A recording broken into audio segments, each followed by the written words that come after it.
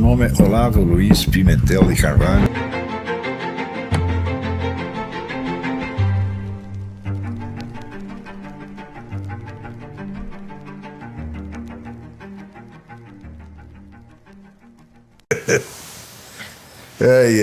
Nós vamos ver que desde que começa o ciclo moderno em filosofia, que nós podemos dizer, começa ali com Bacon, Descartes, etc.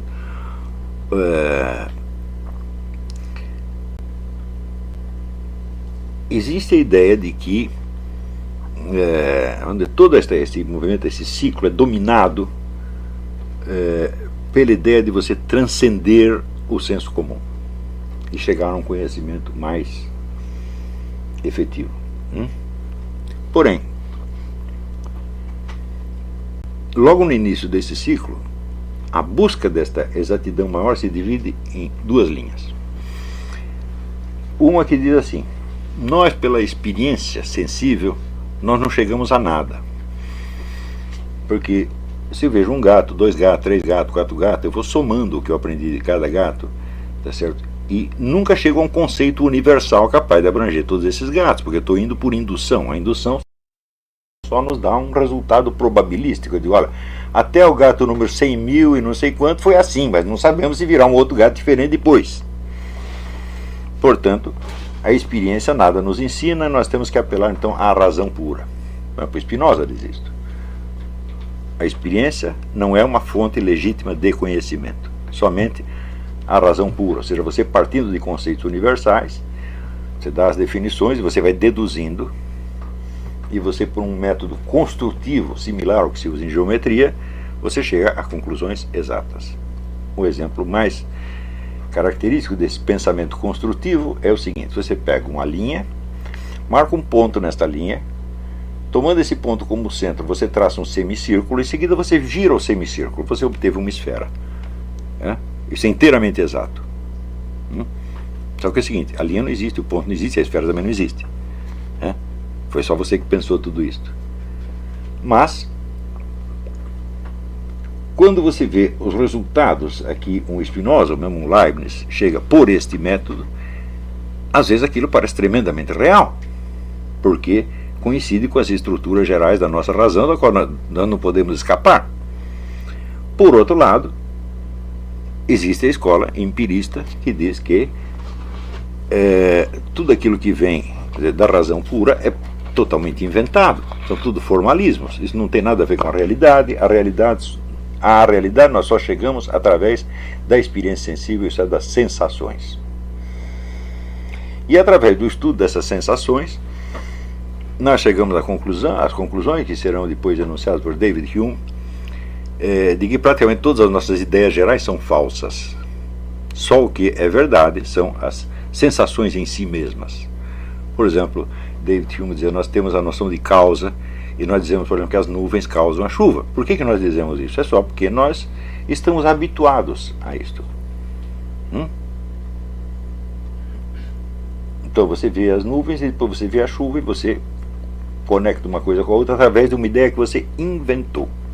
Então, todas as ideias da razão pura e os conceitos gerais, conceitos universais, todos são todas invenções. E a única realidade são as sensações propriamente ditas. Bom, só há um problema: sensações jamais existiram. Ninguém no mundo jamais teve uma sensação. O que nós temos são percepções. Então, uma sensação pura, sem nenhuma mistura de outra sensação, ninguém teve. Por exemplo, você pode ouvir alguma coisa sem que você esteja tendo uma sensação táctil ao mesmo tempo? Não existe. Isso quer dizer que o material da experiência não se constitui de sensações, mas de percepções globais, das quais, por abstração e por análise, a razão separa as sensações. Mas as sensações, veja, quando os empiristas diziam as sensações são o material bruto da experiência, eu falei, isso é mentira. As sensações são uma distinção analítica que você fez depois. Elas são um produto da razão pura e não da sensação. Os órgãos dos sentidos não nos dão sensações, nos dão percepções. E daí entra a razão pura e subdivide mentalmente essas percepções em sensações. Estão entendendo isso? Então, por exemplo, se você está aqui, está vendo um gato. Você vê somente a cor do gato? Ou você vê a cor na forma? Eu digo, muito bem, qual órgão do sentido capta a cor na forma? Nenhum. Eu não tenho um órgão que percebe a forma, outro que percebe a cor, que eu vou juntar depois. Ao contrário, eu percebi tudo junto.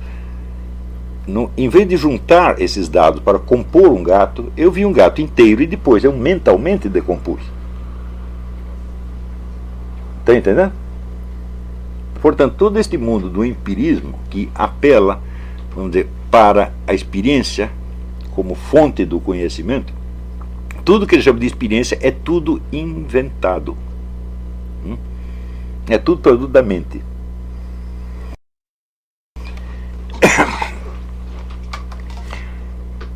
Então você me pergunta, mas peraí, mas se não é a razão pura quem nos dá o conhecimento, se a razão pura só nos dá conhecimento de coisas hipotéticas, inventadas, e as sensações também são inventadas, qual é a fonte do conhecimento? Eu digo, um negócio que se chama mundo, a presença do mundo. Então, por exemplo, como que você constrói o conceito de gato? Um racionalista diria, você parte do conceito do ser, você depois decompõe o conceito do ser em vários tipos de ser, seres vivos e não vivos, animais, vegetais, etc. Aí você chega lá no conceito de gato, você chega por análise. E como... Faça a mesma pergunta ao empirista, que é a tradição a qual pertence o Scruton. Da onde eu tiro o conceito de gato? Eu digo, eu vejo um gato, depois 2 gatos, depois 3 gatos, e eu, daí por indução, eu obtenho um conceito que os abrange todos. Então, pelo primeiro método você só vai chegar a um gato possível, não um gato real. E o segundo método tem o seguinte problema: se o primeiro gato que eu vi não me der imediatamente todas as características essenciais da espécie gato, eu jamais chegarei a ela somando vários gatos. Eu pergunto, o primeiro gato que eu vi, faltava alguma coisa para ser um gato? Não, ele tinha que ter tudo. Portanto, quantos gatos você precisa ter visto para você ter a noção perfeita da essência da espécie gato? Um gato. Nos outros gatos você verá apenas variações acidentais. Ou seja, o conceito da espécie está dado imediatamente na percepção. A verbalização desse conceito é outra coisa. Então, se eu vi um gato, eu sei o que são gatos. Então, o primeiro gato que eu vi era preto, o segundo era branco. Então eu vi o quê? Uma variação acidental. Ser branco ou ser preto não muda a sua gatidade. Então, isso quer dizer que formar conceitos gerais por indução é impossível. E deduzir os conceitos gerais de outros conceitos mais gerais é possível, mas não leva a nada, não leva a nenhuma realidade, só leva a outros conceitos possíveis. E durante 2 ou 3 séculos, toda a discussão filosófica europeia girou em torno dessas duas bobagens descomunais. Uma chamava racionalismo, outra chamava empirismo. E até hoje, o pessoal não se livrou muito disso. Então, até quando eles discutem se o conhecimento que você tem é objetivo ou subjetivo, e nós estamos vendo aqui que a questão da arte, a experiência artística do Roger Scruton com a arte e a experiência dele na filosofia analítica colocaram para ele o problema em termos de objetivo e subjetivo. A ciência tem a verdade objetiva e a arte tem a expressão da subjetividade. Não é isso? Eu digo muito bem, o que é um objeto? Objeto é algo que está diante de você. Não é isso? Objeto é algo que se dá à sua experiência. Aquilo que você não conhece não é objeto de maneira alguma. Existem coisas no universo que nós nunca vimos, que não são objetos da nossa percepção. Então, coisa é uma coisa e objeto é outra. Então, uma coisa pode ser objetiva em si mesma, digo jamais. Uma coisa pode existir em si mesma. Mas para ela ser objeto, só se tiver um sujeito. Objeto é aquilo que é dado a um sujeito. Isso quer dizer que o objetivo e subjetivo não são espécies do mesmo gênero. Não são coisas que estejam na mesma escala e entre as quais haja apenas uma diferença de posição. O que está dentro de mim é subjetivo, o que está fora é objetivo. Porque este objetivo, ele é objetivo para mim. Está entendendo? E o subjetivo que está em mim, eu digo, por exemplo, eu estou, sei lá, com saudade da minha avó. Eu digo, mas eu estou mesmo ou não estou? Se eu estou mesmo, então isso é um dado objetivo. Mas se é apenas uma ilusão, quer dizer, você pensou que eu estou com saudade da minha avó e eu não estou nem ligando, tá certo? Então, isso é uma ilusão subjetiva sua. Segundo, tudo aquilo que aparece diante de nós é objeto. E daí nós vamos tentar conhecer esse objeto mais profundamente. E chamamos a isto ciência. Ora, o que a ciência está buscando é o conhecimento objetivo? Ou é ao contrário, a composição subjetiva desses objetos? A composição que eles têm dentro deles e que eles não mostram a nós. Estão entendendo? Então, bom, tudo que existe, em princípio é coisa, depois se torna objeto. Num momento qualquer se torna objeto quando algum ser humano a viu, teve alguma experiência dela. Esse objeto é aquilo que se mostra. Mas além daquilo que se mostra, esta coisa tem algo em si mesma que eu possa conhecer. Por exemplo, aqui tem o gato, mas dentro do gato tem os órgãos que funcionam assim, assim, assim, que permitem que ele se reproduza e gere outros gatos, que ele coma, respire, etc, etc. Tudo isso não está no objeto. Isto é a parte subjetiva interna do gato. Está entendendo? E é exatamente isto que a ciência busca conhecer. Aquilo que as coisas são para além da sua objetividade ou objetividade. Então, quando depois chega o Kant e diz, nós conhecemos somente os fenômenos, as aparências, e não as coisas em si mesmas, eu digo, isso é impossível. Nenhuma ciência estuda aparências.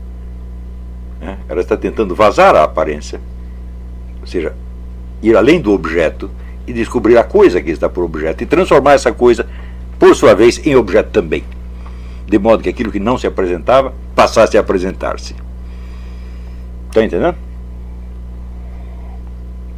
Então isso quer dizer que esta maneira dele colocar aqui expressa um drama cultural de muitos séculos, que se condensa na mente de um homem especialmente talentoso e de uma capacidade linguística expressiva fora do comum, e que ele equaciona assim. Por um lado, eu tenho um caos de emoções subjetivas, que para mim tem muito valor, porque dizem respeito ao sentido da vida, ao que eu estou fazendo nesse mundo, etc. E por outro lado, eu tenho uma ciência muito exata, mas que para mim parece no cemitério. Isso é a experiência anglo-saxônica do mundo. E este drama cria uma espécie de paralisia cognitiva em todo o mundo anglo-saxônico, onde quando um sujeito escapa, geralmente é porque ele veio de outro lugar, como o Eric Wegener, o Eugen Rosenstock e outros. Então ele tem outra formação, veio de outra tradição, então introduz no mundo anglo-saxônico elementos que superam essa, por assim dizer, essa estase, esse confronto estático de duas possibilidades antagônicas, e as elabora de uma outra maneira, como eu mesmo estou fazendo. Mas eu não sou anglo-saxão, eu sou apenas um rapaz latino-americano.